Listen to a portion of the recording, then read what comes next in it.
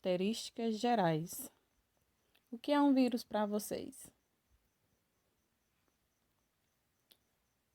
Vírus são seres que não possuem estrutura como as das células e cuja atividade vital somente se manifesta quando estão dentro de uma célula hospedeira. São, portanto, parasitas intracelulares. A maioria dos vírus é menor que menores bactérias conhecidas, tão pequenos que a maioria dos vírus é observada com auxílio de microscópios eletrônicos.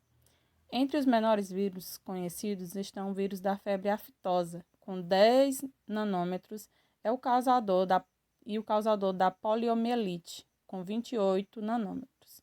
Os bacteriófagos, por exemplo, que são os vírus parasitas de bactérias, medem cerca de 100 nanômetros em sua dimensão maior. Tão pequenos assim, a maioria dos vírus é observada com auxílio de microscópios eletrônicos. Entre os maiores vírus conhecidos estão o da varíola, com aproximadamente 300 nanômetros em sua dimensão maior, e o baculovírus, que infecta células de mariposas e borboletas e mede até 450 nanômetros de comprimento. Os vírus mencionados acima estão apresentados a seguir em imagens ilustrativas. O primeiro é o vírus de febre aftosa. O segundo, que está ao lado, verde, vírus da poliomielite. O quarto, abaixo da febre aftosa, o vírus da varíola.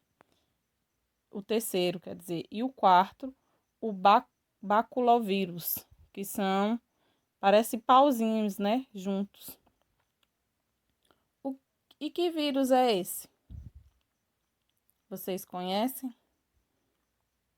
Esse é o coronavírus, né? O que a gente está vivenciando nesse momento, que afeta diferentes pessoas e diferentes maneiras. A maioria das pessoas infectadas apresentará sintomas leves e moderados da doença e não precisam ser hospitalizados.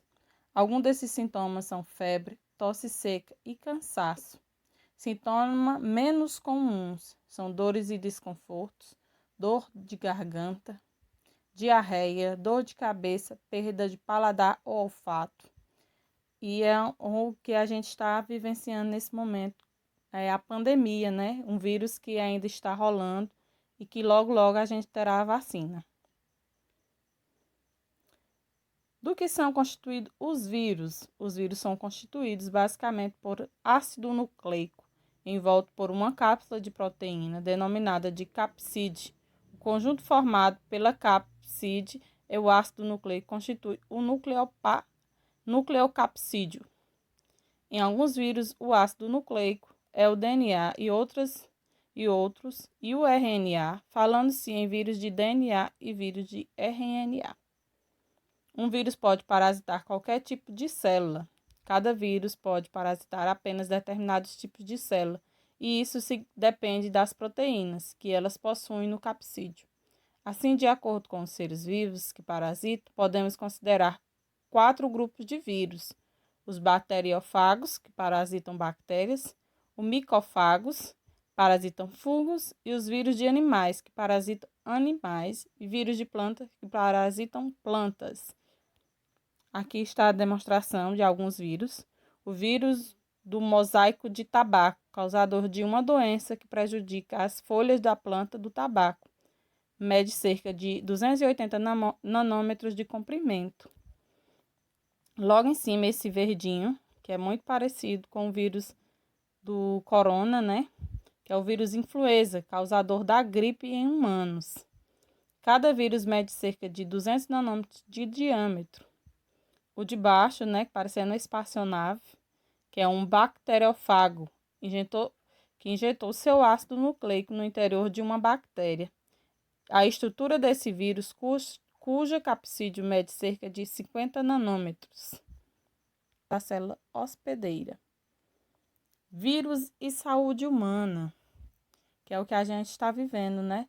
Vivendo como um parasita no interior das células, como os outros seres vivos. Os seres vivos provocam numerosas doenças que são provocadas pelo vírus, são conhecidas como viroses. A vacinação é um dos mais importantes mecanismos utilizados para a medicina preventiva. A importância da participação efetiva da população nas campanhas de vacina pode ser demonstrado pelo sucesso obtido com a vacinação de âmbito mundial contra a varíola, uma terrível doença que assolou a humanidade por muitos anos e que hoje é considerada eradicada. No Brasil, os últimos casos da doença foram registrados em 1971. A medicina preventiva tem alcançado grandes êxitos no combate e diversas outras viroses, como a poliomielite e a raiva. E também há diversas doenças causadas por bactérias, que serão abordadas no próximo capítulo. Diferente das doenças causadas por bactérias, as viroses não são tratadas como antibióticos. Em todos os casos, a automedicação deve ser evitada e o tratamento sempre orientado e resfriado. Vamos iniciar agora como gripe e resfriado. A gripe pode ser causada por diferentes tipos de vírus, mas apesar disso, já existe vacina capaz de oferecer uma cobertura ampla, embora a duração relativa curta. A gripe é transmitida por via respiratória e costuma evoluir de maneira benigna, mas pode ocorrer complicações sérias, principalmente as pulmonares em idosos, que são daquelas gripes mal curadas, né? Que pode levar a ter pneumonia. Por conta das questões dos idosos, existem as campanhas todos os anos para idosos a partir de 60 anos e pessoas com doenças crônicas. Agora vamos para o resfriado. Apesar de comumente ser confundido como gripe branca, é causado por outros tipos de vírus, que não pertencem à família dos vírus da gripe. Os sintomas mais comuns dos resfriados são coriza, febre e fraqueza. Agora vamos para a AIDS. Uma das mais graves doenças síndromes causadas por vírus em seres humanos é a AIDS. Os primeiros casos foram registrados entre 1977 e 1980. Desde então, a AIDS foi responsável por inúmeras doenças, inúmeras mortes ao redor do mundo. As síndromes são características por um conjunto de sintomas. As características fundamental do vírus da AIDS é afetar o sistema de defesa do organismo, tornando a pessoa mais vulnerável a doenças infecciosas que geralmente não apresentam gravidade, como a maioria das gripes. A palavra AIDS deriva de expressão em língua inglesa, que significa síndrome da imunodeficiência adquirida. Sua sigla seria, portanto, na língua portuguesa, SIDA, usada em livros de língua espanhola e Portugal. A AIDS é causada por um vírus de RNA envelopado, conhecido por HIV, ou vírus da imunodeficiência humana. Por ser um vírus de RNA, o HIV é um retrovírus. Estrutura do HIV. O HIV infecta e destrói principalmente linfócitos, que são células de defesa do sistema imune. Após o contágio, o vírus pode permanecer e sem se manifestar por muito tempo, provavelmente por até 10 anos ou mais. Em um dado momento, os linfócitos infectados pelo HIV podem passar a ter suas atividades comandadas pelo DNA viral, tornando-se produtores de novos vírus. Com a destruição dos linfócitos, surge a imunodeficiência. Nesta situação, a pessoa pode adquirir doenças infecciosas oportunistas, ou seja, que normalmente não afetam organismos sem imunodeficiências. O ciclo reprodutivo do vírus do HIV. O DNA viral é incorporado ao DNA da célula. No núcleo celular, o linfócito passa a produzir cópias do vírus e novos vírus são liberados na circulação sanguínea. O vírus da AIDS é transmitido por determinados líquidos do corpo ou por materiais que entram em contato com eles. Assim, a transmissão se faz pelo sangue, pelo esperma, pelos líquidos vaginais, pelo leite materno, pelos líquidos que passam pela placenta e pelo uso de seringas e materiais cirúrgicos contaminados. Febre amarela e dengue. Essas duas viroses são causadas por vírus da mesma família e dos flavivírus. Seus sintomas são, no entanto, distintos, como você pode conferir no quadro a seguir. Doenças e sintomas. Febre amarela e dengue. Febre. Na febre amarela, febre alta. Na dengue, febre alta, sempre presente acima de 38 graus, de 4 a 7 dias. Dores articulares. Febre amarela geralmente são dores musculares. Na dengue, dores musculares moderadas e possibilidade de dores articulares leves. Manchas na pele. Na febre amarela, pele amarelada. Dengue, manchas vermelhas podem se manifestar a partir do 4º dia. Coceira. Na febre amarela não está presente. Na dengue, leve em alguns casos. Vermelhidão nos olhos. Na febre amarela, geralmente apresenta cor amarelada. Na dengue, raramente presente. A dengue e a febre amarela possuem sintomas iniciais que podem ser constituídos com os de outras doenças, mal-estar e febre alta de início repentino. É preciso estar atento e procurar assistência médica, evitando-se automedicação e o uso inadequado de remédios. O ácido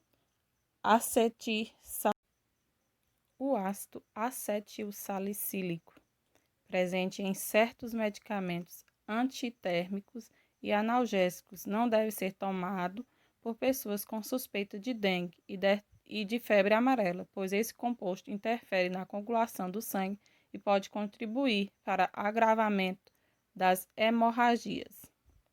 Essas duas viroses possuem em comum a transmissão pela picada de determinados pernilongos, mosquitos, sendo os principais a Aedes aegypti e a Amegagunus. Algumas espécies desse gênero que habitam regiões de mata transmitem a febre amarela silvestre. Geralmente, esses pernilongos estão mais ativos durante o dia. Somente as fêmeas desse mosquito picam as pessoas, sugando sangue. Os machos não são hemafogados, e sim sugadores de seiva das plantas. Poliomielite.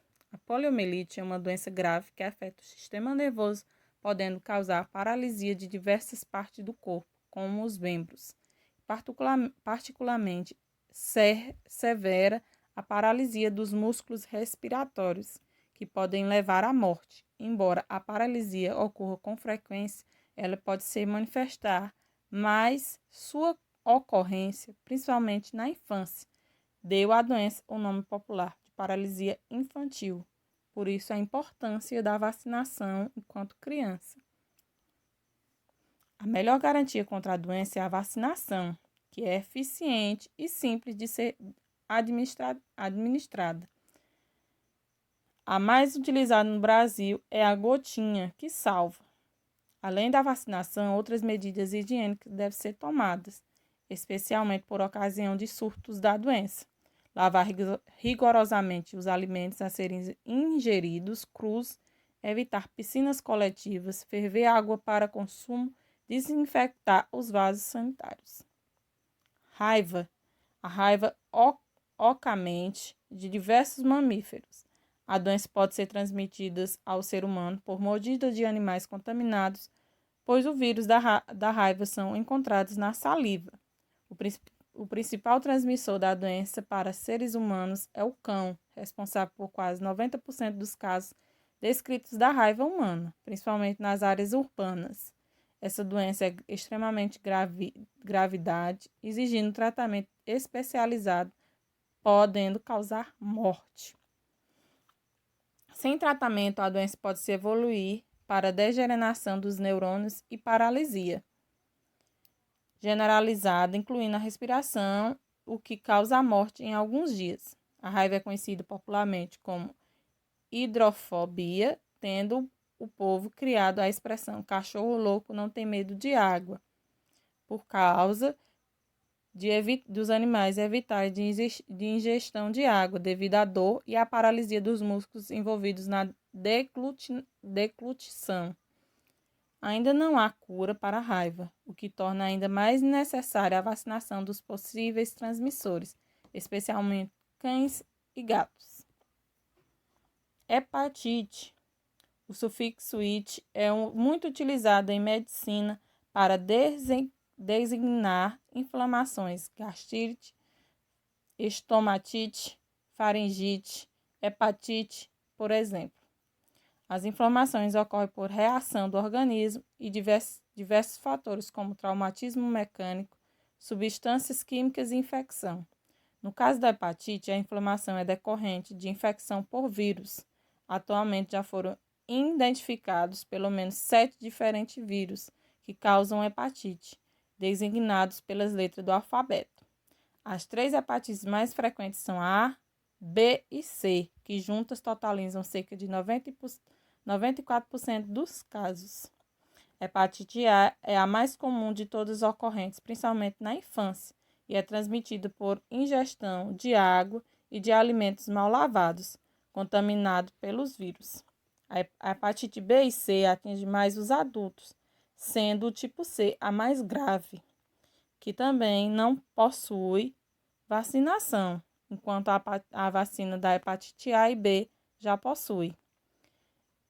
Elas podem ser contaminadas através de relação sexual com parceiro contaminado pelo vírus, transfusão de sangue contaminado ou uso de seringas, materiais cortados ou de higiene pessoal não esterilizados. Por isso, a importância da vacinação.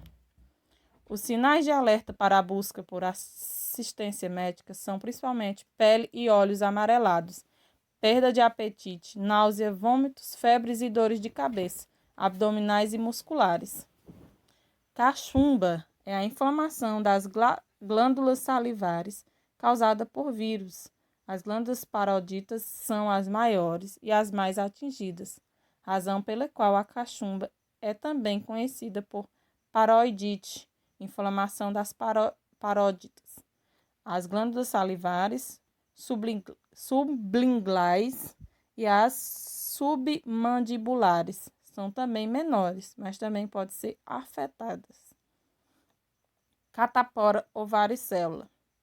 A catapora é causada pelo vírus varicela, também conhecida por varicela, e outra virose transmitida pela saliva. A doença é caracterizada pelo aparecimento de pequenas vesículas na pele que se rompem, secam e desaparecem. Geralmente não deixam vestígios. Assim, a catapora costuma ter evolução benigna e pode ser evitada pela vacinação e por medidas higiênicas. Sarampo. O sarampo é a doença muito comum na infância, transmitida pela saliva, e se caracteriza por erupções vermelhas na pele, que geralmente se iniciam no rosto e se estende por todo o corpo. Rubéola. A rubéola caracteriza por deixar a pele muito vermelha, o que deu origem ao nome. Os primeiros sinais da doença são o aumento dos linfócitos, glândulos do pescoço, febre baixa e dores de cabeça não intensas. Embora seja comum na infância, pode ocorrer na fase adulta. A principal gravidade da doença em adultos diz respeito à mulher gestante, especialmente nos primeiros meses de gravidez, período em que pode provocar malformação no feto. Por isso, recomenda-se a vacinação em mulheres jovens e que pretendem ter filhos. Mulheres já em gestação não podem ser vacinadas. Condiloma acuminado, que é o HPV. O condiloma acuminado manifesta-se na formação de verrugas genitais, popularmente conhecido como crista de galo. Afeta homens e mulheres e é causado pelo HPV, transmitido nas relações sexuais pelo contato direto com a pele afetada. Sendo doença sexualmente transmissível, DST, o uso da camisinha é fundamental para reduzir a possibilidade de transmissão da doença. Aqui está o exemplo do HPV, que é a papiloma vírus humano. As verrugas genitais devem ser tratadas sob orientação médica. Nas mulheres, a infecção pode se manifestar no colo do útero e, nesse caso, o vírus pode causar o desenvolvimento de um grave tipo de câncer. No Brasil, a prevenção contra o HPV também encontra-se desde 2014 com a vacina, que deve ser administrada em meninas de 11 a 13 anos de idade, com dose de reforço após 5 anos. Apesar de a vacina proteger contra a infecção pelo HPV e o câncer de colo de útero relacionado ao vírus, os exames regulares prescritos pelo ginecologista são essenciais para a saúde da mulher. E obrigada!